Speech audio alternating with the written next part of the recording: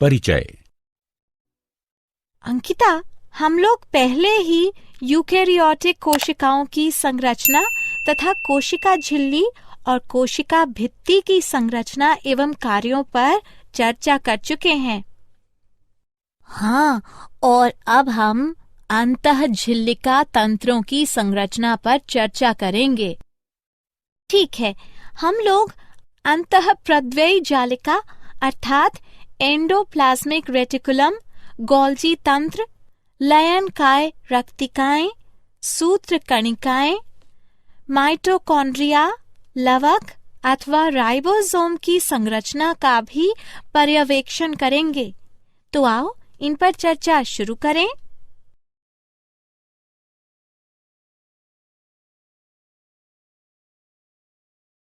उद्देश्य।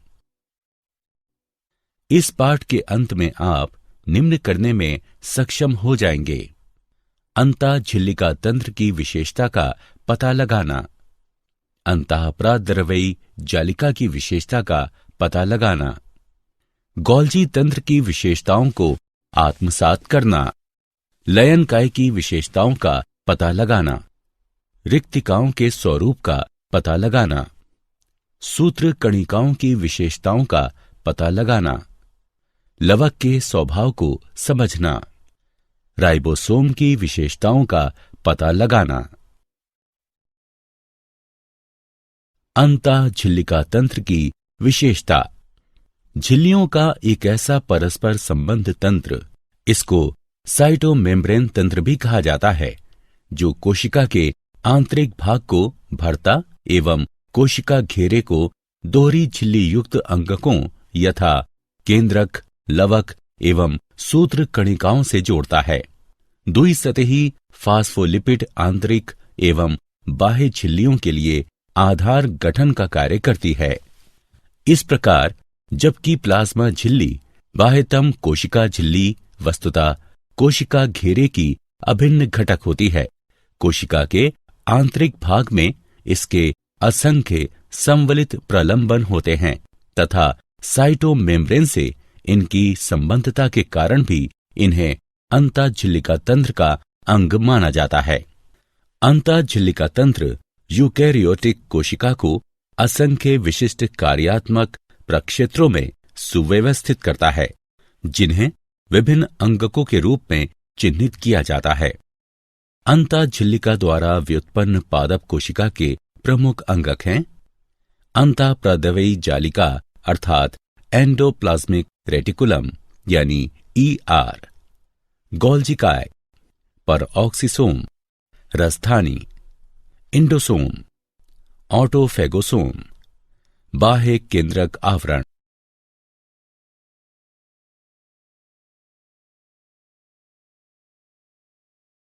अंतःद्रव्ययी जालिका की संरचना। यूकेरियोटिक कोशिकाओं के कोशिका द्रव्य में परस्पर अंतर्गुम्फित पुटिका, पटलिका एवं नलिका तंत्र को अंतर्द्रव्ययी जालिका कहते हैं। सर्वप्रथम सन 1945 में Keith R. Porter, Albert cloud एवं अर्नेस्ट F. फुलम ने एंडोप्लाज्मिक रेटिकुलम की जालिका युक्त झिल्लियों का पता लगाया।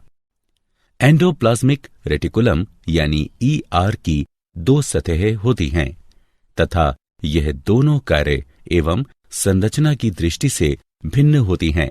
इनमें से एक सतह को खुरदरी अंतर्द्रव्ययी जालिका कहते हैं, क्योंकि जालिका के कोशिका द्रव्य वाली सतह पर राइबोसोम चिपके रहते हैं।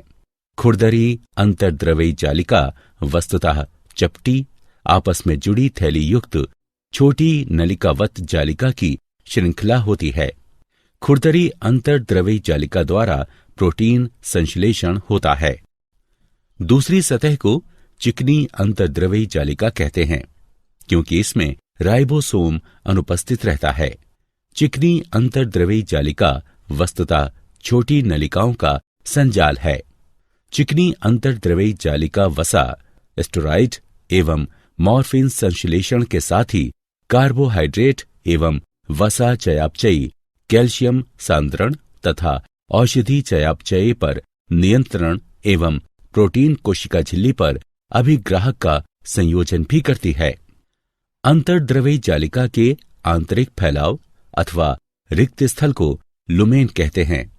अंतर्द्रव्यी जालिका बहुत व्यापक होती है एवं इसका विस्तार कोशिका झिल्ली से कोशिका द्रव्य तक होता है तथा यह केंद्रक आवरण के साथ निरंतर संपर्क में रहती है।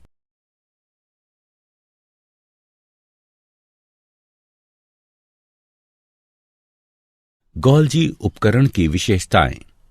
गोल्जी उपकरण बहुत सी चपटी थैलियों या कुंडों से बना झिल्लीदार अंगक होता है। गोल्जी उपकरण जीवकोशीय अंतःझिल्लिका तंत्र का एक अंग है। सर्वप्रथम सन 1898 में इतालवी चिकित्सक कैमिलो गोल्जी ने इसका पता लगाया। इसी कारण इसका नाम गोल्जी उपकरण पड़ा। गोल्जी उपकरण का कार्य कोशिकीय स्राव अर्थात द्रव्य को संवेष्टित कर कोशिका के बाहर स्रवण करना है। गोल्जी उपकरण में झिल्लीबद्ध पटलिका, पुटिका एवं स्रवण पुटिका का ध्रुवाभिसारी समुच्चय होता है। यह कोशिका के अंतर्भाग में प्रोटीन संश्लेषण एवं संकुलन करता है तथा अपने लक्ष्य की दिशा में प्रस्थान से पूर्व अपना मार्ग निर्माण करता है। ये विशेष रूप से स्रवण के लिए प्रोटीन प्रसंस्करण हेतु महत्वपूर्ण है।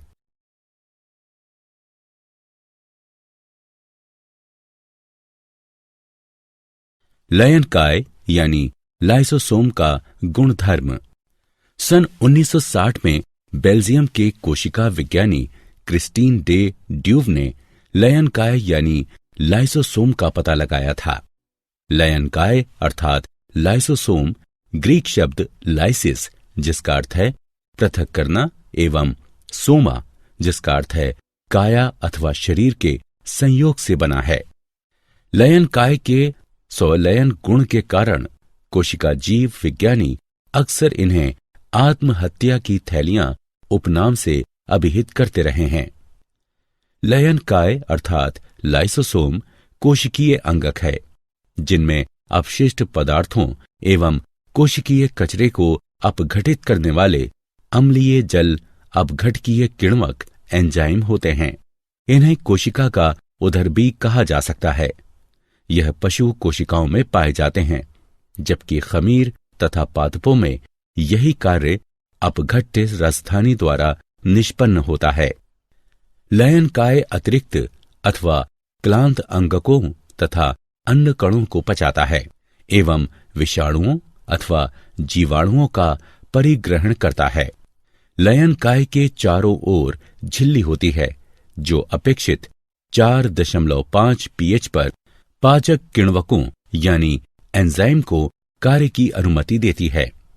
गोल्जी उपकरण के प्रारंभिक इंडोसोम के साथ जल अपघटकीय किण्वकों यानी एंजाइम के संयोजन से इनका निर्माण होता है।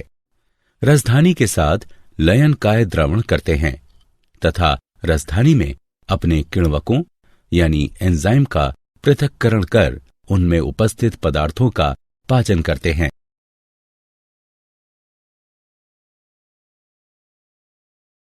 राजधानी के गुणधर्म। कोशिका द्रव्य झिल्ली द्वारा घिरे अंगक को राजधानी कहते हैं जो सभी पादप एवं कवक कोशिकाओं तथा कुछ प्रोटिस्ट पशु एवं जीवाणुविक कोशिकाओं में उपस्थित रहती है।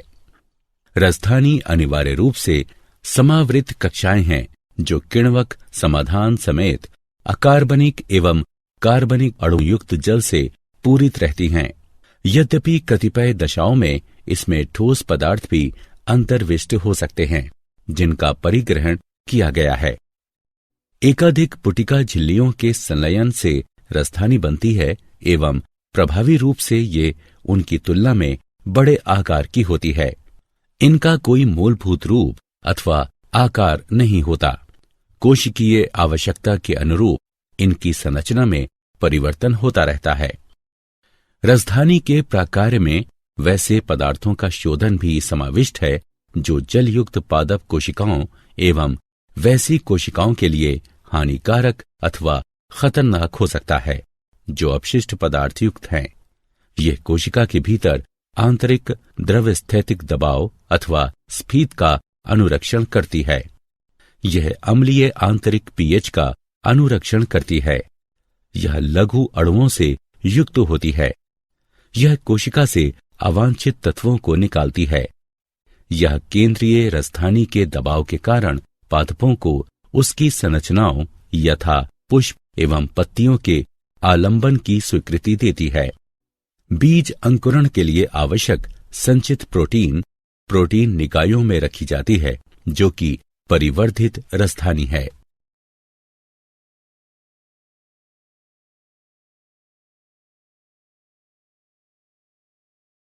सूत्र कणिका माइटोकॉन्ड्रिया का गुणधर्म। सूत्र कणिका अर्थात माइटोकॉन्ड्रिया झिल्लीबद्ध अंगक है तथा केंद्रक की तरह इसमें भी दोहरी झिल्ली होती है। इनका आकार लगभग जीवाणु जितना होता है, परंतु कोशिका के प्रकारानुरूप इसकी आकृति भिन्न हो सकती है। इसकी बाह्य झिल्ली पर्याप्त चिकनी होती है, परंतु अंत झिल्ली अत्यधिक जटिल, ये कई आधात्री की तरफ अंतर्वलन बनाती है, जिसे क्रिस्टी कहते हैं। क्रिस्टी अंत झिल्ली के क्षेत्रफल में वृद्धि करती है। ये क्रिस्टी पर निर्भर है कि वह कोशिका के प्राथमिक ऊर्जा स्रोत यानी एटीपी के उत्पादन के लिए खाद्य यानी शर्करा का ऑक्सीजन के साथ संयोजन करे। सूत्र कणिकाओं का अपना डीएनए एवं राइबोसोम होता है। माइटोकॉन्ड्रिया अर्थात सूत्र कणिकाएं कोशिका को स्थानांतरण, विभाजन, स्रावी पदार्थ का उत्पादन, अल्पावधिक संकुचन हेतु आवश्यक ऊर्जा उपलब्ध कराती हैं। सूत्र कणिकाओं को कोशिका का शक्ति केंद्र भी कहते हैं।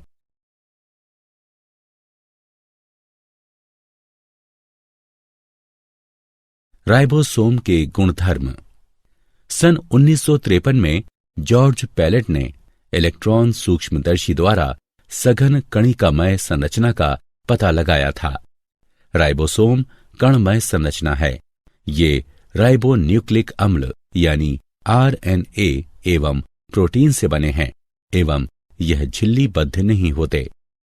यूकैरियोटिक राइबोसोम 80S तथा प्रोकैरियोटिक राइबोसोम 70S प्रकार के होते हैं। यहाँ पर S स्वेडबर्ग इकाई है जो अवसादन गुणांक को प्रदर्शित करता है। यह आकार एवं घनत्व को व्यक्त करता है। 70S एवं 80S अर्थात दोनों राइबोसोम दो उप इकाइयों से बने होते हैं। राइबोसोम अंतःप्रद्रवी जालिका की बाह्य झिल्ली से भी जुड़े होते हैं। राइबोसोम प्रोटीन संश्लेषण में भाग लेते हैं।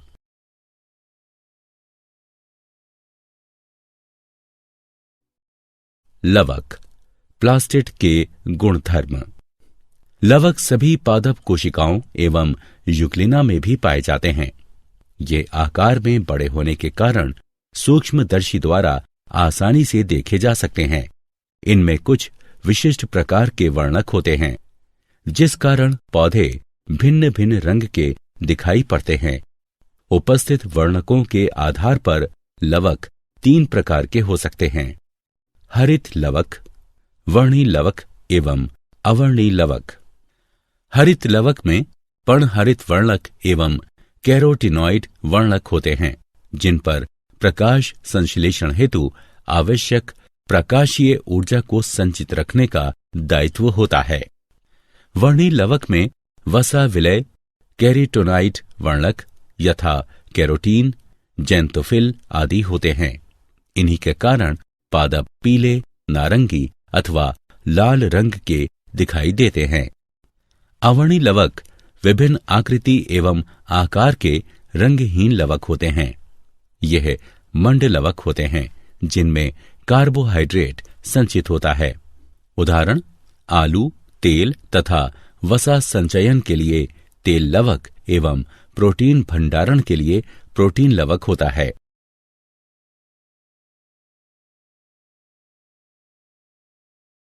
हरित लवक के गुणधर्म। हरित लवक पत्तियों की मेसोफिल अर्थात पर्णमध्योतक कोशिकाओं में पाए जाते हैं। हरित लवक लेंस के आकार के अंडाकार, गोलाकार, चक्राकार अथवा फीताकार अंगक होते हैं, जो औसतन 5 से 10 माइक्रोमीटर लंबे तथा 2 से 4 माइक्रोमीटर चौड़े होते हैं। क्लेमाइडोमोनास में प्रति कोशिका एक हरित लवक हो सकती है, जबकि हरित शैवाल में प्रति कोशिका इनकी संख्या 20 से 40 तक हो सकती है। हरित लवक द्विझिल्लिका युक्त होते हैं। आंतरिक लवक झिल्ली अपेक्षाकृत कम पारगम्य होती है। हरित लवक की आंतरिक झिल्ली द्वारा सीमित अथवा घेरे गए स्थान को पीठिका यानी स्ट्रोमा कहते हैं। पीठिका में चपटी झिल्ली युक्त थैली जैसी संरचना संगठित रहती है, जिसे थाइलेकोइड कहते हैं। थाइलेकोइड सिक्कों के चट्टों की भांति ढेर के रूप में मिलते हैं, जिन्हें ग्रेना कहा जाता है। कई चपटी झिल्ली जैसी नलिकाएं जो ग्रेना के विभिन्न थाइलेकोइड को संयोजित करती है, उन्हें पीठिका पट्टिलिकाएं कहते हैं। थाइलेकोइड की झिल्ली द्वारा घेरे गए रिक्त स्थान को अवकाशिका कहते हैं।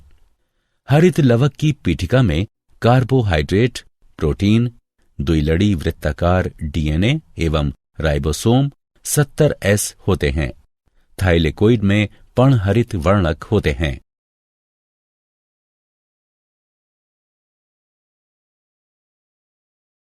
क्या आप जानते हैं, लयन काय को पहले घनीभूत निकायों के रूप में जाना जाता था। गोल्जी उपकरण की झिल्ली में उपस्थित मुख्य किण्वक यानी एंजाइम न्यूक्लियोसाइड डाइफॉस्फेट है। यकृत कोशिकाओं में दोनों अर्थात चिकनी एवं खुरदरी अंतःप्रदवी जालिकाएं हैं। सूत्र कणिका तथा हरित लवक आत्मनुलेपी परक कोशिकीय अंगक हैं। वृहत्काय अमीबा में विशृंखल अवस्था में लगभग 50,000 सूत्र कणिकाएं होती हैं।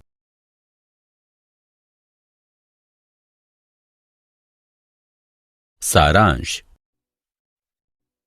आइए हमने जो कुछ सीखा है उसे संक्षेप में दोहराएं।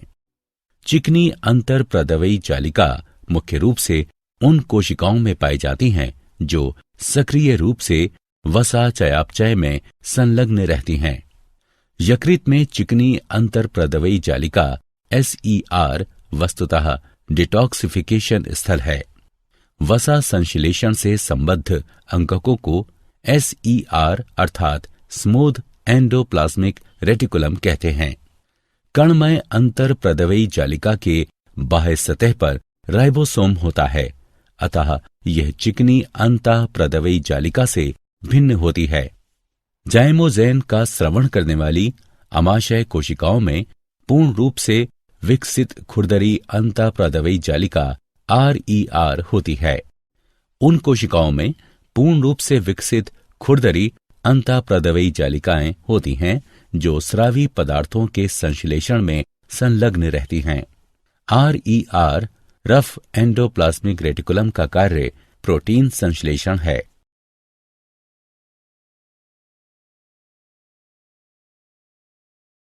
खुरदरी अंतरप्रदवी जालिका RER राइबोसोम की उपस्थिति के कारण चिकनी अंतःप्रदवी जालिका SER से भिन्न होती है। एरिथ्रोसाइटस एवं जीवाणुविक कोशिकाओं को छोड़ शेष सभी कोशिकाओं के नाभिकीय परिधि क्षेत्र में गोल्जी संकुल उपस्थित रहता है। यह जीवाणु एवं नीले हरित शैवाल में अनुपस्थित रहते हैं। गोल्जी संकुल चपटी थैलियों से बना झिल्ली युक्त अंगक है। इनमें कोशिकीय स्रावों का संवेष्टन तथा स्रावों का कोशिका के बाहर परिवहन होता है। गोल्जी संकुल विशेष रूप से वसा एवं प्रोटीन के ग्लाइओसिडेशन का कार्य करता है। गोल्जी संकुल लयनकाय एवं पुटिकाओं का निर्माण करते हैं।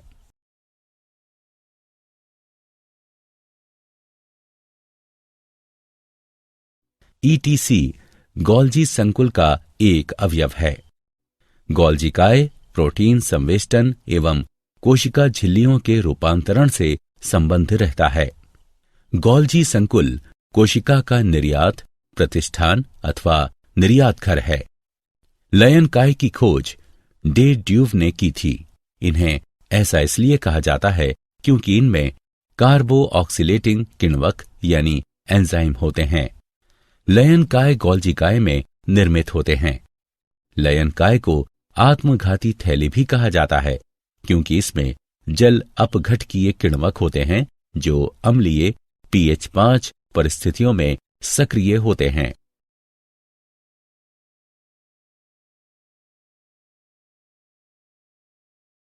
लयन काय एकल झिल्ली संरचना है जिसमें किण्वक होते हैं जो सभी प्रकार के बड़े अणुओं यानी मैक्रोमोलिक्यूल्स का पाचन करते हैं। लयन काय में दोहरी झिल्ली अथवा इकाई झिल्ली अनुपस्थित रहती है। जल अपघटकीय किण्वकों से युक्त झिल्लीदार थैली को लयन काय कहते हैं। यह बड़े अणुओं के अंतःकोशिकीय पाचन प्रक्रिया को नियंत्रित करते हैं। लयन काय बहुरूपी होते हैं एवं इनमें हाइड्रोलिसिस उपस्थित रहते हैं। लयन काय अन्य अंककों की संख्या घटाने में सक्षम हैं। लयन कायों से स्वलयन जुड़े होते हैं। यदि किसी कोशिका में लयन काय फटता है तो वो कोशिका मर जाती है। कोशिकीय पदार्थों का विघटन ही लयन काय का प्रकार्य है। बाह्य कोशिकीय एवं अंतःकोशिकीय पाचन।